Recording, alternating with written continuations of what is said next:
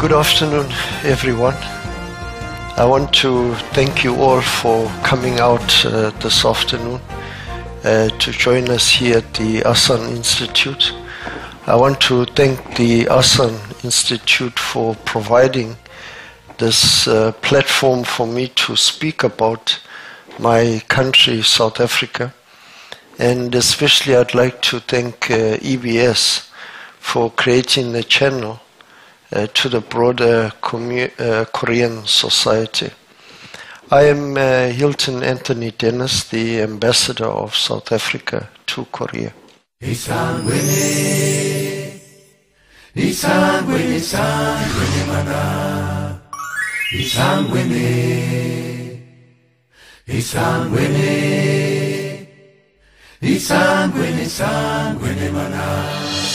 Injaloyo Makalabo Makalabo Zume Makalabo Makalabo Makalabo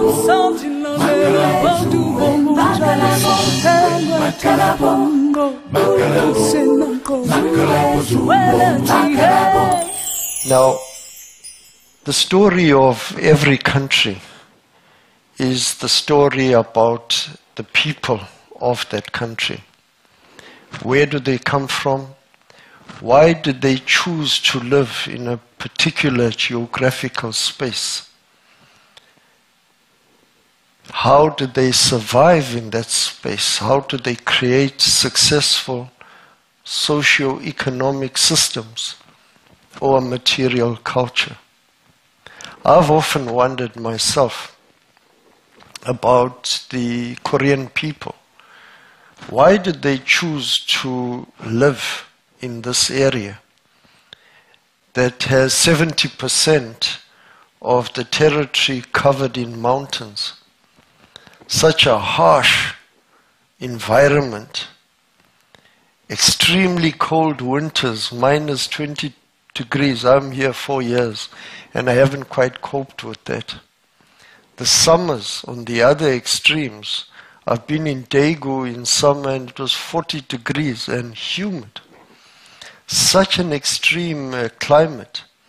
I wonder how people survived here before the advent of air conditioning. But somehow the Korean people mastered this environment and went beyond that and created a very successful civilization that survived for 5,000 years. That is an interesting story, I think. So too, I hope I can interest you in the history of the people of South Africa. So the story of the people of South Africa begins in Africa. And the story is an old one, because I am not sure how many of you are aware that actually the science of anthropology accepts as fact that humankind arose in Africa and from that base then migrated to other parts of the world. Out of Africa, 7 million years ago, man moved first to Southeast Asia, to Europe, and beyond, and populated the whole world. So the evidence for this lies in fossils that have been found in South Africa, in Kenya, and in Ethiopia. If you visit South Africa, there's a World Heritage Site. It's a working archaeological site called the Cradle of Mankind, Morapeng. If you ever visit South Africa, please make sure that you visit this place. So the first peoples of the world arose out of Africa. And of course, these were hunter-gatherers, and they moved freely across the continent. There were no borders in those idyllic days. The first peoples of South Africa then are what is called the Khoisan people. These are a Stone Age people. There are some remnants of them who still survive today in South Africa. But if you look very closely at these people, don't they look very much like Korean people? They do. These are some of the first peoples of the world. They live now, very few of them, a few thousand of them, in a desert in South Africa. But most of them have been absorbed into the mainstream of our society.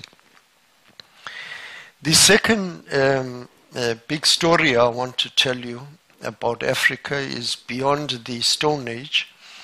Africa is known today for the Great Sahara Desert, which is that light brown area at the top there. But 6,000 years ago, the whole of Africa was just a lush green countryside. There was no desert. History says there was a big event that caused climate change in Africa. So climate change is not a new thing. There's evidence of it taking place 6,000 years ago in Africa. And the desert then gradually expanded. And the people who were living in this area then got into a competition over resources.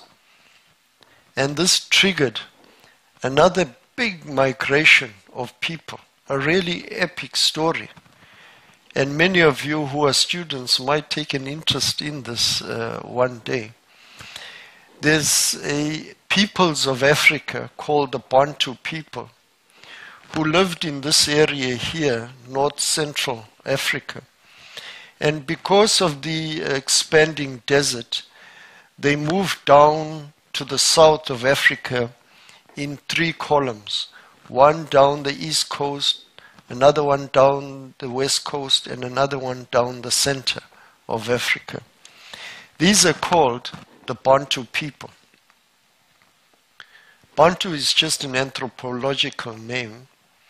The evidence for this migration lies in a common root to the language spoken by the peoples of southern Africa, east, central, north, west of Africa, the Bantu language. The other evidence also is the pottery that is used by many of these people. So these are the second people of South Africa. I'm not sure whether many of you are aware that South Africa is a major wine producer in the world today. And I'll tell you a quick story about the wine industry, that it's divided into old world wines and new world wines. South Africa is in the category of new world wines with, who are the other wine producers? Chile, USA, Australia, Argentina. But what many people don't know is that South Africa is the oldest of the New World wine producers, because that wine-making culture was brought by the Afrikaner people in about 1660 to South Africa.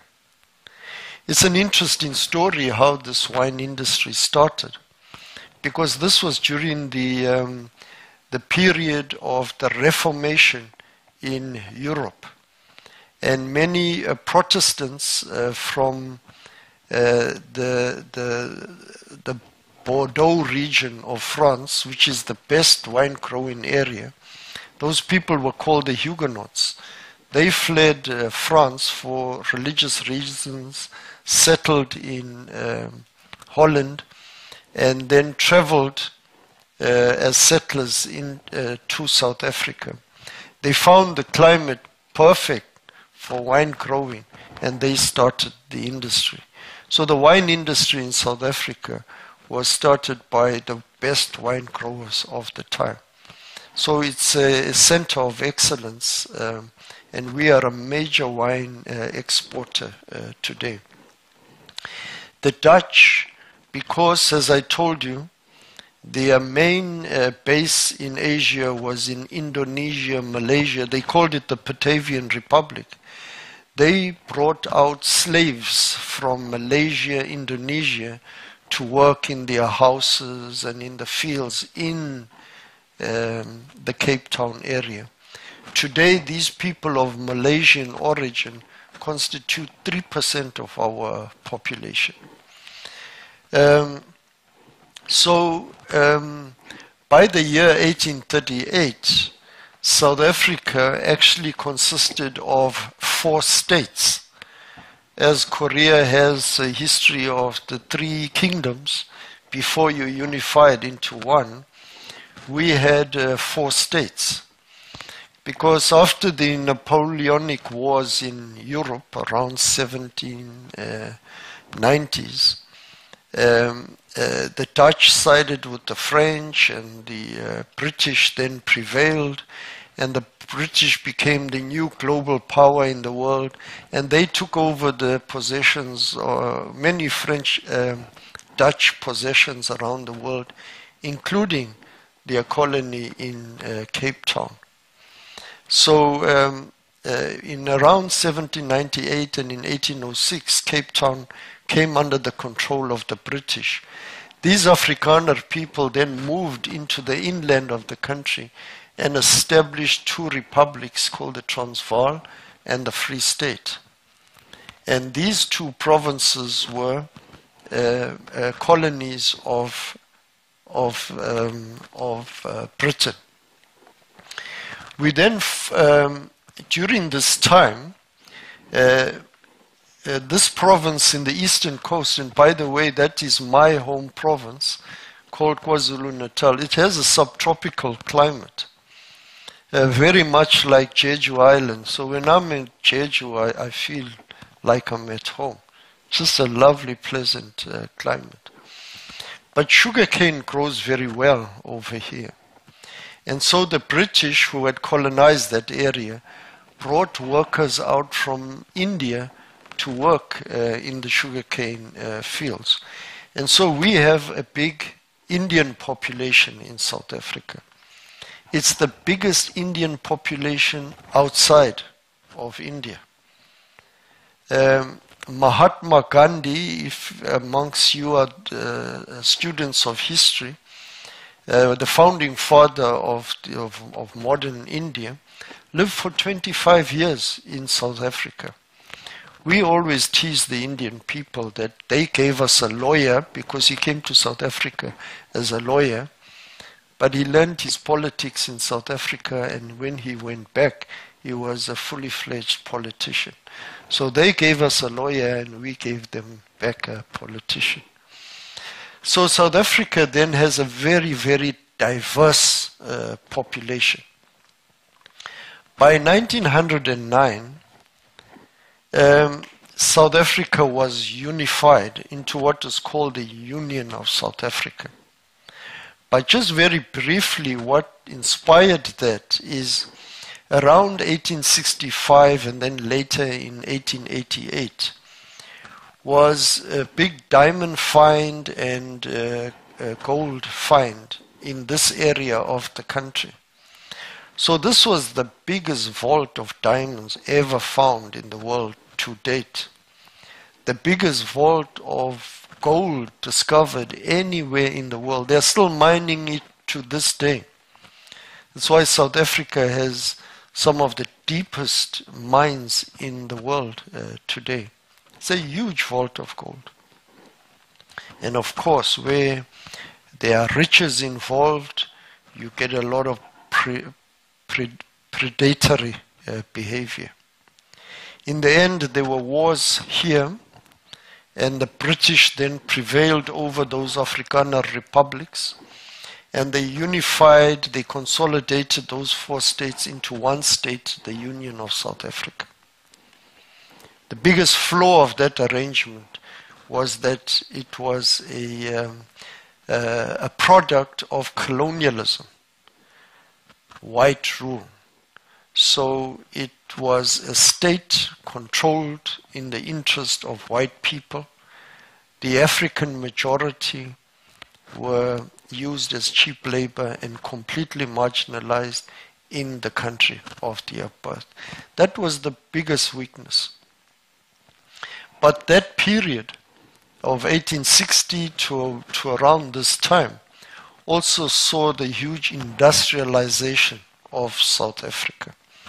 Because with all these mines in the interior, there were railway lines built from the coast to the interior.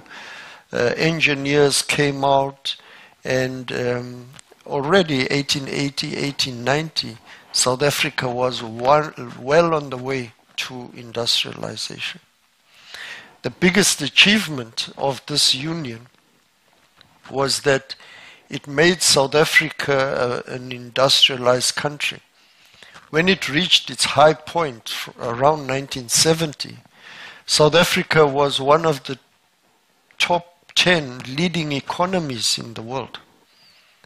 There was a study done that the white people of South Africa had the second highest living standard in the world after the people of the state of California in the US, not just the whole of the US, but the most prosperous state in the US. This was a center of science, technology. The first heart transplant in the world took place in South Africa in 1968. The center of the diamond industry, I should tell you, in a place called Kimberley, got electrical street lights before the city of London. It was just a center of wealth. So there's a whole social, economic transformation that took place.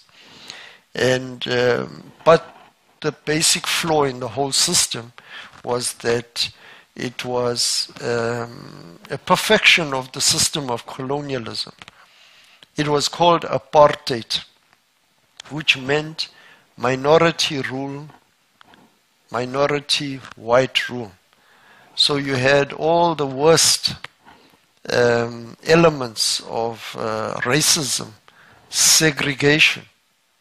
White people and black people could not mix either at schools or in residential areas. The system was called apartheid. And of course, a minority cannot rule over a majority with soft gloves, so it became a security state. And at some point, the United Nations declared it a crime against humanity, and it became unsustainable. The point is, a system like this cannot prevail without resistance. And sure enough, in South Africa, like everywhere else in the world, resistance arose against the system of colonialism. I think the people of Asia can relate completely to what I am saying, because you too were all colonized at some point. But the resistance against colonialism since 1652 first took the form of conventional types of fighting using traditional weapons of spears and spears and shields. And of course, European military technology was much more advanced than what we had at that time, so they prevailed. And that's exactly what happened in Asia too. They had superior technology and just prevailed.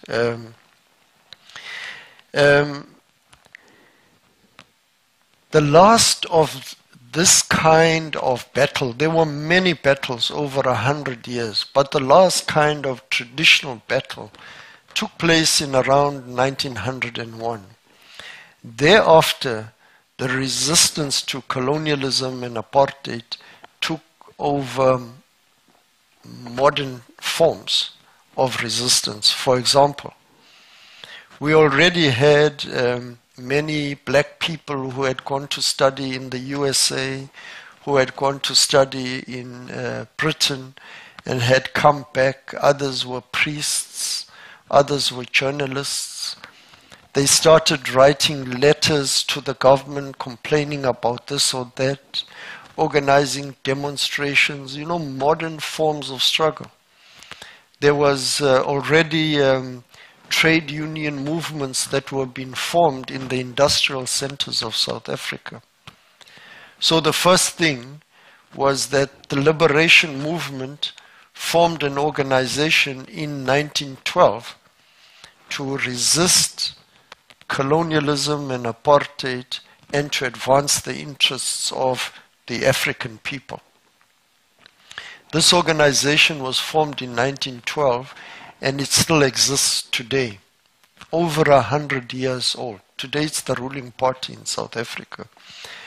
But you asked me the question, how many organizations can survive for so long? And so this liberation movement has a long history of democracy since 1912. I've just listed there the presidents of this organization over a 100-year period. So the point is that democracy is well rooted within the liberation movement in South Africa. These are the kind of struggles that took place. This is a march in 1955 where the women of South Africa protested. This demonstration took place on the 9th of August in 1955. 1955. Today, 9th of August is a public holiday in South Africa declared as Women's Day to commemorate this event.